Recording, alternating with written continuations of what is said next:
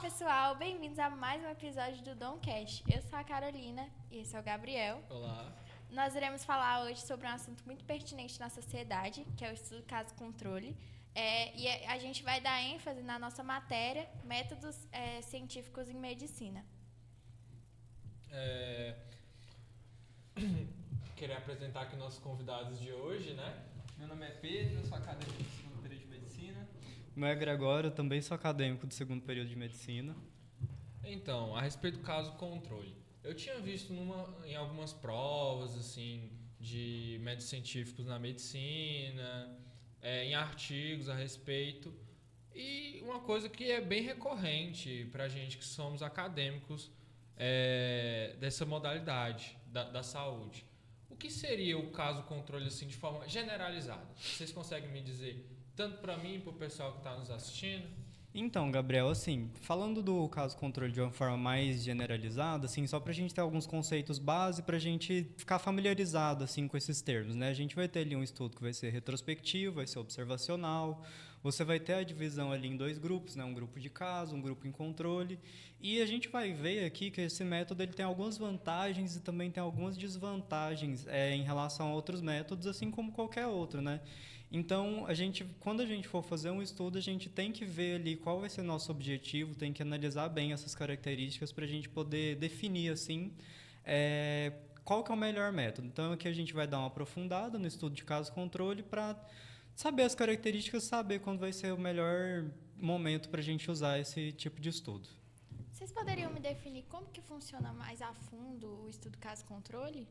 Sim, então, o estudo caso-controle, como o nome já fala, caso-controle, a gente vai ter dois grupos. O caso, pessoas com uma determinada doença, que já vêm com essa patologia, e o controle, que são pessoas que não têm essa doença. Então, a gente vai comparar esses dois grupos, tá bom? Para ver como os fatores de risco influenciam em determinada doença. A exposição aos fatores de risco vão influenciar nessa doença, tá bom? Então, basicamente, igual o Gregório já falou, é um estudo retrospectivo, que visa o passado do paciente e a sua exposição a determinados fatores de risco, tá bom? Então, esses fatores são tabagismo, as substâncias químicas. Então, é assim que funciona o estudo de caso-controle. É muito importante isso que o Pedro falou sobre a questão de analisar o histórico do grupo caso e do grupo controle, porque você vai ter que selecionar muito bem esse pessoal, esse tipo de estudo está muito propício ao viés de seleção, né? Que é assim, você vai perder um pouco da eficácia, você vai perder um pouco assim do nível de evidência desse estudo, se você não analisar bem ali o histórico daquele grupo caso e controle que você está pegando. Então é muito importante se atentar a esse tipo de coisa quando você vai fazer esse tipo de estudo. Então é bem prático assim para analisar doenças graves, aves e tal. Vocês poderiam nos dar um exemplo assim na prática? Como é que funcionaria um exemplo prático? Um exemplo muito bom foi um estudo de caso-controle que foi feito pelo Richard Doll e pelo Austin Bradford lá em 1950, que foi esse estudo de caso-controle que fez uma associação entre o risco de fumar e de desenvolver câncer de pulmão, porque hoje em dia a gente já sabe que fumar, ele tem além de outros malefícios, o aumento da chance de você desenvolver esse câncer de pulmão. Então, esse estudo que eles fizeram lá em 1950 foi como? Eles pegaram pessoas que tinham câncer de pulmão e pessoas que não tinham. E aí eles foram fazer um histórico desse tipo de pessoa, né? Tipo assim, essa pessoa aqui, o que ela fazia? Ela fazia muita atividade física, ela fumava, ela tem outros históricos de câncer na família. Então, eles foram pegando esses dados e, por meio disso, eles conseguiram coletar, assim, eles viram que tinha forte associação entre o ato de fumar e o desenvolvimento do câncer de pulmão. Isso é muito importante porque hoje em dia, por exemplo, a gente tem algumas leis, por exemplo, a 9.294 de 1996, que é a lei antifumo. Ela foi feita baseada no risco aumentado de se desenvolver câncer em pessoas que fumavam. Então, o que essa lei ela estabeleceu? Ela fez a proibição, né, de fumar em locais fechados, além de regulamentar a propaganda sobre cigarros e produtos que você fuma em geral. Por quê?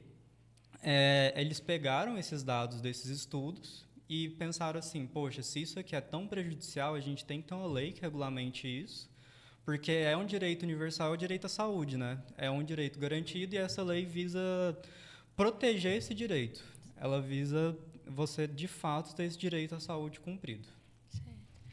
O Gregório ele tinha falado acerca de vantagens e desvantagens desse estudo. Vocês poderiam citar quais são? Certo. Então, esse estudo, né, caso controle, ele tem a vantagem dele, a principal vantagem, sendo sucinto aqui, ele é um estudo barato, tá? Então, a gente tem essa principal vantagem de ser um estudo barato. E também, falando, né, nesse estudo, a gente também tem que ele é um estudo rápido. Por que ele é um estudo rápido? Porque ele já é um estudo que vem com o histórico do paciente, um estudo retrospectivo, que volta no passado, vê o que o paciente foi exposto quando ele teve aquela doença, entendeu? Então, é um estudo rápido e barato, comparado com outros estudos, como o estudo de corte, né? E só que uma desvantagem, no caso, né, é porque justamente por ele ser um estudo retrospectivo, que volta no passado, o paciente pode ter uma deficiência na memória dele. Tipo, ele pode ter uma dificuldade de lembrar o que realmente aconteceu, como foi essa exposição. Então, da mesma maneira que a gente é um estudo rápido e barato, a gente tem essa dificuldade do paciente se lembrar de ter essa comparação do que realmente aconteceu. Acaba sendo uma falha na história, né? E prejudicando a continuidade do estudo. Sim. Exatamente, Carol. Inclusive, alguns estudos desse tipo são feitos, igual o Pedro falou, né? Entrevistando pacientes, mas outros são feitos coletando dados de relatórios, né? Que já foram feitos. Então, esse tipo de estudo ele fica completamente dependente do que foi registrado. Então, pode ser que uma informação que você está querendo não esteja registrada, e isso é uma desvantagem para esse estudo. Mas, como o Pedro falou, ele é vantajoso por ser barato e eficaz. E ele também fornece, apesar de ser dependente dos dados que você tem registrado, ele fornece uma análise bem detalhada desse tipo de dados. Caramba. É um assunto assim, bem importante para a gente aqui da área da saúde, na área acadêmica no geral, universitário. Podem nos dizer mais a respeito assim dessa importância para a gente como estudante? Sim. Então, ele é muito fundamental na área da saúde, certo? Porque ele vai buscar ver os riscos, as exposições a determinados fatores de risco, né? Então, ele sempre vai estar voltado para analisar isso e sempre tentar desenvolver uma política pública específica para determinado fator de risco com a sua exposição, né? Então, ele é muito importante com isso, né? É importante também para a tomada de decisão médica, porque hoje em dia a gente já tem estudos que relacionam dietas ricas em carboidratos simples, principalmente, né, que seriam os açúcares de refrigerantes, doces, além de massas também, que a gente sabe que são carboidratos também, que associam dietas que estão exclusivamente com isso, com o desenvolvimento do diabetes, né? E do diabetes do tipo 2. E isso é importante para orientação médica porque se você tem aquele paciente que já tem um histórico desse tipo de doença na família, você pode orientar ele para falar assim, consumir esse tipo de alimento está associado a um risco maior, ele vai piorar o quadro da sua doença, ou se você já tem uma propensão genética para desenvolver ela, vai aumentar a chance de você ter ainda mais, né? Porque você vai juntar ali os fatores genéticos com os fatores ambientais. Então, ele ajuda nessa orientação médica, ajuda também nas políticas públicas, como eu falei, né, da lei antifumo, que foi baseada também nesses estudos de caso e também auxilia de muitas outras formas aí, tanto nas políticas quanto na orientação médica. Meninos, muito obrigada por aceitarem o nosso convite. Sejam sempre muito bem-vindos a virem ao nosso podcast.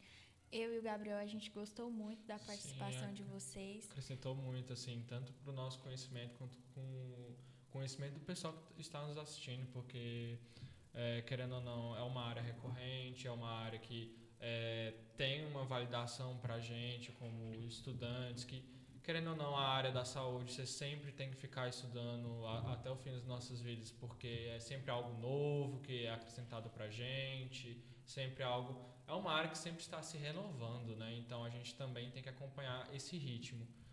Então, eu agradeço novamente, como a Carol nos disse, por vocês terem aceitado. Então, antes de finalizar aqui o nosso podcast, eu queria homenagear o nosso ilustre tutor Francisco, um escritor tocantinense que pôde nos dar essa oportunidade. A gente está finalizando esse segundo período e infelizmente ele não vai estar mais conosco acompanhando na nossa formação. Quando eu falo acompanhando a nossa formação, é claro que a gente vai sempre nos encontrar aqui na instituição, nos corredores, tirarmos dúvidas e tal, nesse período de transição. Mas não é a mesma coisa de ter aquela aula pela quarta-feira com o nosso professor Francisco, que ele é sempre compreensível com as nossas dificuldades, sempre bem receptivo com a gente. Então, queria agradecer por esse ano com o nosso professor Francisco. E é isso, muito obrigado. Muito obrigada, professor. As suas aulas foram excepcionais, ajudaram muito na nossa formação como médicos. E eu agradeço muito por tudo que o senhor nos ensinou. E essa homenagem não poderia ter sido feita em outro momento. Obrigada, é isso.